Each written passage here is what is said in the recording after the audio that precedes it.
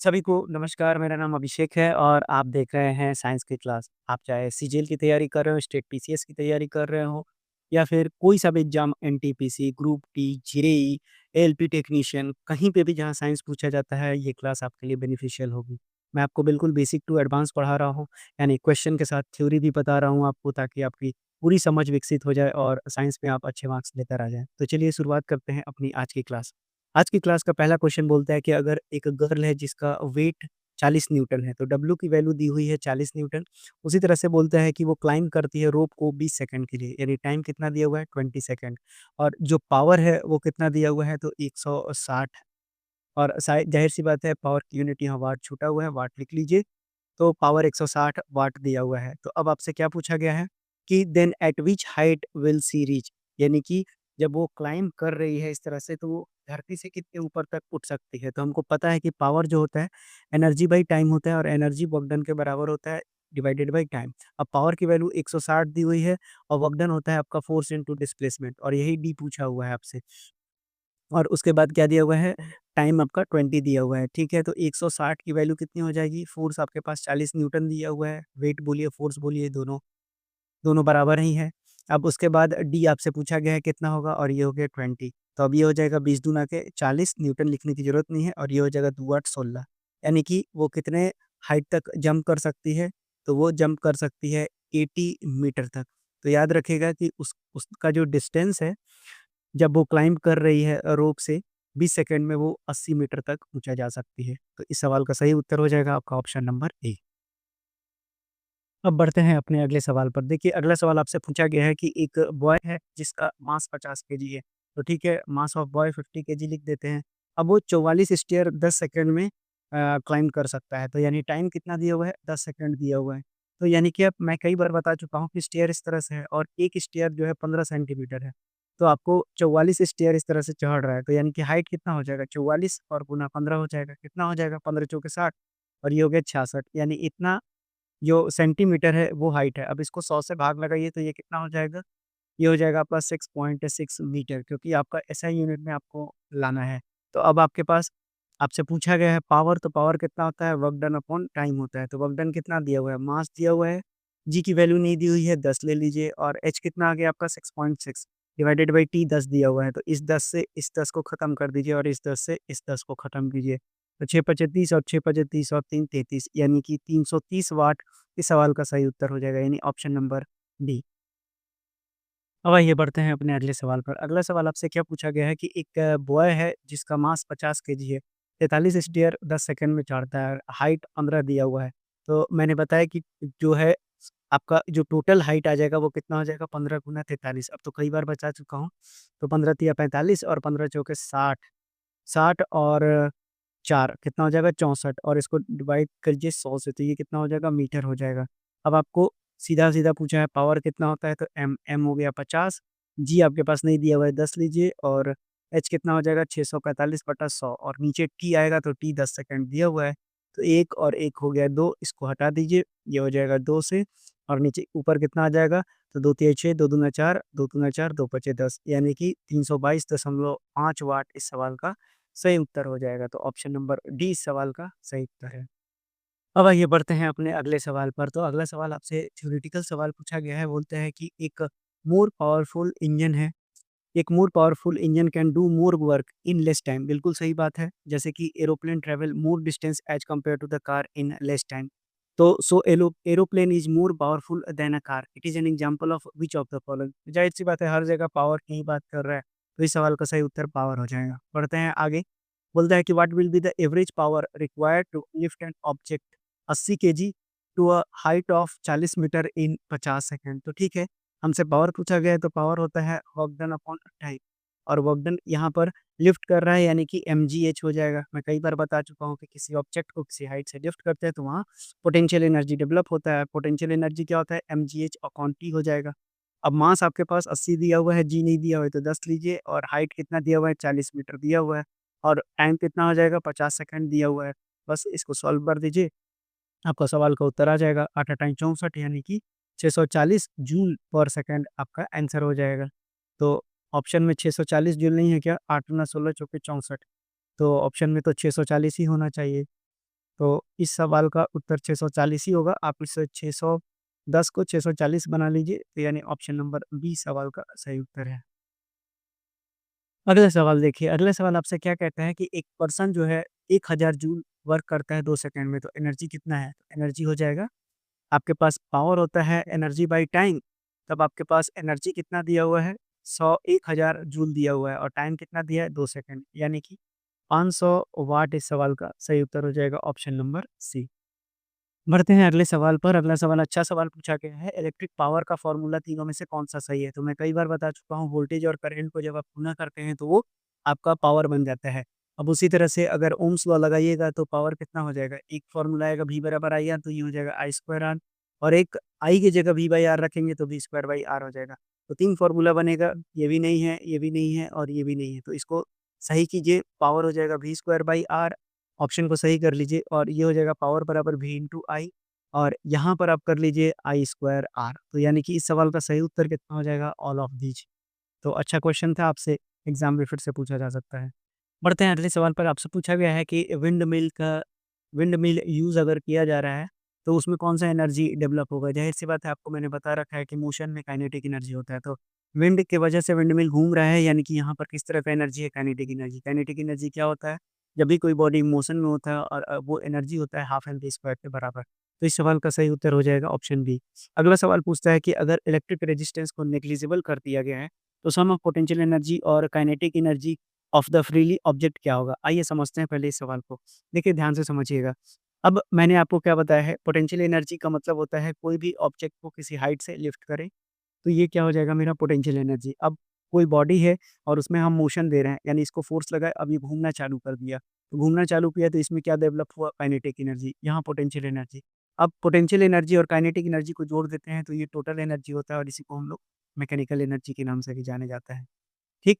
अब ध्यान से समझिएगा कि अगर कोई भी ऑब्जेक्ट नीचे की ओर गिरेगा, यानी पृथ्वी की ओर गिरेगा, तो ज़ाहिर-सी बात है, अब ग्रेविटी तो नीचे की ओर लग रहा है, तो काइनेटिक एनर्जी क्या होगा? बढ़ता हुआ चला जाएगा। काइनेटिक एनर्जी इंक्रीज़ होगा और हाइट चूँकि कम होते जा रहा है, तो अब पोटेंशियल एनर्जी होता क्या है? तो mgh के बराबर होता है। तो यानी कि h की वैल्यू जितनी कम होगी, पोटेंशियल एनर्जी भी उतना घटता चला जाएगा। तो जो आपका चेंज इन पोटेंशियल एनर्जी होता है, वो गेन इन काइनेटिक एनर्जी के बराबर होता है। ये बात याद रखिएगा। तो अब आपसे बोलता है कि अगर एयर, क्योंकि अब नीचे कोई भी चीज़ गिरेगा तो फ्रिक्शन ही तो लगता है ना। अब जैसे आप टूटता हुआ तारा देखते हैं, तो टूटता हुआ तारा एटमॉस्फेयर में आने पर वो लगता है कि अ, लोग बोलते हैं मन्नत माँगना, ये सब तो कुछ होता नहीं है। अब वो एयर रेजिस्टेंस की वजह से वो इतना तेज़ उसमें एयर का रेजिस्टेंस होता है कि उसमें घर्षण की वजह से आग लग जाता है और इसीलिए हमको वो टूटता हुआ तारा दिखाई पड़ता है। तो ये तो सिंपल सी बात थी, तो एयर रेजिस्टेंस याद रखिएगा। अब अगर उसको नेग्लेक्ट कर देते हैं तो कोई भी ऑब्जेक्ट नीचे गिरेगा, तो वो मैंने बताया कि जो चेंज इन पोटेंशियल एनर्जी होता है या डिक्रीज़ इन पोटेंशियल एनर्जी होता है, वो इंक्रीज़ इन काइनेटिक एनर्जी के बराबर हो जाता है। तो यानी कि आपसे पूछा क्या गया है कि अगर नेग्लिजिबल कर देते हैं एयर रेजिस्टेंस को, तो जो पोटेंशियल एनर्जी और काइनेटिक एनर्जी है, फ्रीली ऑब्जेक्ट का क्या होगा? कांस्टेंट हो जाएगा, क्योंकि वो वैल्यू किसके बराबर आएगी? एक कांस्टेंट को ही तो बताएगा ना, तो इसलिए इस सवाल का उत्तर कांस्टेंट हो जाएगा। चलिए भाई साहब, ये सवाल आपको सबसे पहले बता दें कि ये आईआईटी जेईई से उठाया गया सवाल है जो 2004 में पूछा गया। ये तो सिर्फ़ एक आंकड़ा है। आईपीएमटी और एमपी में जो इंजीनियरिंग या फिर मेडिकल के एग्ज़ाम होते थे पहले, वहाँ पर भी ये सवाल एज़ इट इज़ पूछा गया है, कोई डेटा चेंज नहीं है। अच्छा, अब उसके बाद ये किस एग्ज़ाम में पूछा गया है? तो आपको बता दें, ये पूछा गया है आरआरबी ग्रुप डी के एग्ज़ाम में ये सवाल पूछा गया है। चलिए अब बढ़ते हैं इस सवाल को। बोलता है कि एक टेबल है, ठीक है? तो आपके पास एक टेबल है, तो अब टेबल से जो है एक चेन लटका हुआ है, ठीक है? तो मैं चेन को लटका देता हूँ, जिसमें इस तरह से बोला गया है कि जो इसका पोर्शन है ना, एक यूनिफ़ॉर्म चेन है जिसका लेंथ मान लीजिए कि ये टेबल पर इस तरह से चेन है और फिर ये इधर से ये लटका हुआ है चेन। आप अब इधर का जो पोर्शन है ना, ये 60 सेंटीमीटर लटका हुआ है और जो टोटल चेन का लेंथ है ना, एक यूनिफ़ॉर्म चेन है जिसका लेंथ 2 मीटर है। अब इस टोटल लेंथ की बात की जा रही है तो ये 2 मीटर दिया हुआ है। अब टोटल मास भी दिया हुआ है चेन का, तो वो कितना दिया हुआ है? 4 केजी दिया हुआ है, ठीक है? ये सवाल आएगा तो एग्ज़ाम में ड्रॉप कर दीजिएगा, कोई ज़रूरत नहीं है, क्योंकि याद रहता है तो ठीक है, नहीं याद रहता है तो ड्रॉप कर दीजिएगा। इसको इंटीग्रेशन से भी बना सकते हैं, लेकिन उधर नहीं जाएँगे क्योंकि बार-बार ऐसा सवाल आपसे पूछा नहीं जाएगा। अब आपसे बोला गया है कि work done in pulling the entire chain on the table. अभी तो ये इतना पोर्शन है ना, तो बोला गया है कि अगर इस वाले लेंथ को भी खींच के हमको इसी पर लाना होगा, इस वाले पोर्शन पे कि वो पूरा अट जाए। तो कैसे निकालेंगे? तो वर्क डन कितना करना पड़ेगा हमको? तो देखिए, वर्क डन आपके पास कितना होता है? फ़ोर्स इंटू डिस्प्लेसमेंट होता है। अब एक पॉइंट एक लाइन में याद रखिएगा कि जो ये लटका हुआ भाग है ना, इसकी बात कर रहा हूँ मैं।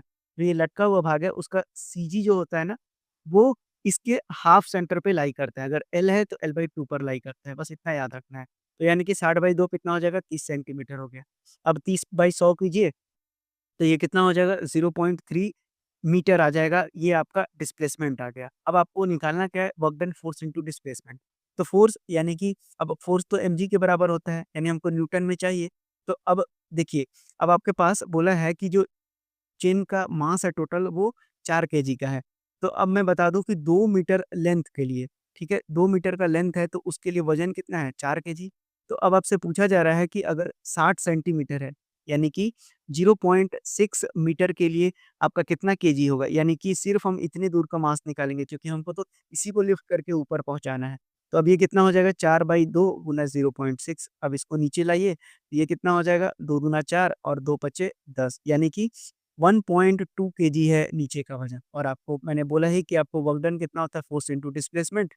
तो ये हो जाएगा 1.2, यानी कि ये हो गया मास इंटू जी और इंटू एच। तो जी 10 हो गया और एच कितना आ गया? 0.3। अब इसको सॉल्व कर लीजिए, तो इसको हटाइए, एक 10 उड़ जाएगा, 12 तिया 36, यानी कि 3.6 जूल का एनर्जी खर्च होगा। यानी इस सवाल का सही उत्तर तो होगा 3.6। इसको इंटीग्रेशन मेथड से भी बना सकते हैं, लेकिन कोई ज़रूरत नहीं है, एग्ज़ाम में आए तो बिल्कुल स्किप कर सकते हैं।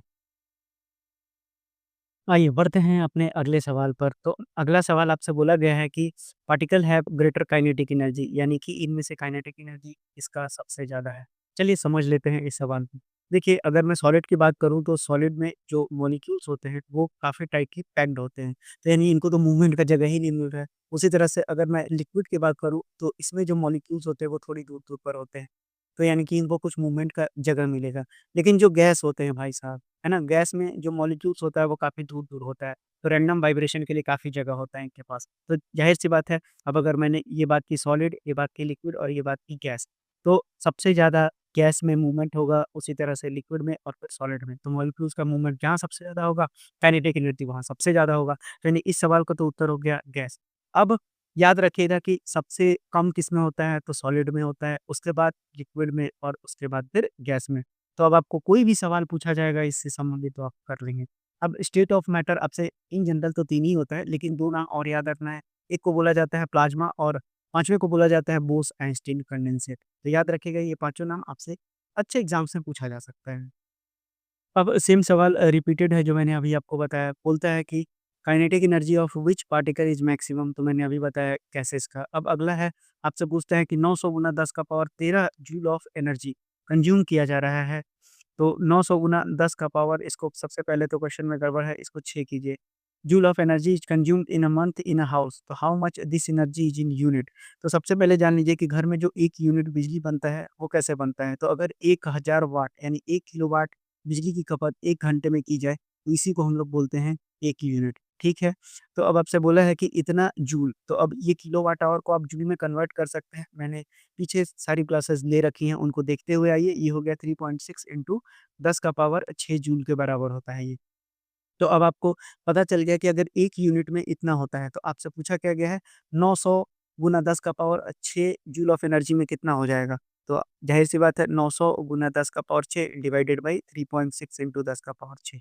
अब इसको कैंसल आउट कीजिए, ये ऊपर गया, तो 1 शून्य यहाँ बढ़ जाएगा, तो 1000 यहाँ आ जाएगा आपके पास और ये आ जाएगा 4 और यहाँ से 4 काट दीजिए, तो 25 चौके 100 यानी कि 250। तो 250 यूनिट बिजली कंज़्यूम किया गया है इस घर के द्वारा। तो ये भी क्वेश्चन आपको क्लियर हो जाना चाहिए। अब आइए देखते हैं अगले सवाल को। अगला सवाल आपसे कहता है कि अगर कोई कंप्रेस्ड स्प्रिंग है और उसको रिलीज़ किया जाए। अब कंप्रेस्ड स्प्रिंग को रिलीज़ कीजिएगा तो वो क्या करेगा? वाइब्रेट करेगा, टू एंड फ्रो ऑसिलेट करेगा। तो यानी कि वहाँ पर उसका जो पोटेंशियल एनर्जी था वो किसमें कन्वर्ट हो जाएगा? तो ज़ाहिर-सी बात है वो काइनेटिक एनर्जी में कन्वर्ट हो जाएगा। तो देखिए, साइंस के क्वेश्चंस को अब आप अगर अच्छे से कर पा रहे हैं, अच्छे से डील कर पा रहे हैं तो बहुत अच्छी बात है। आगे भी इसी तरह से हम पढ़ते हुए चले जाएँगे। बिल्कुल चैप्टर वाइज़ पढ़ेंगे ताकि आपकी समझ बहुत अच्छी हो जाए। एक बार में आप किसी भी एग्ज़ाम को क्रैक कर लें। तो अगर आपको सेशन अच्छा लगा हो तो लाइक, शेयर और सब्सक्राइब भी कर सकते हैं और साथ ही साथ चैनल पे बने रहिए ताकि आप अच्छे से अपने एग्ज़ाम को निकाल सकें। तो आज के लिए इतना ही, धन्यवाद।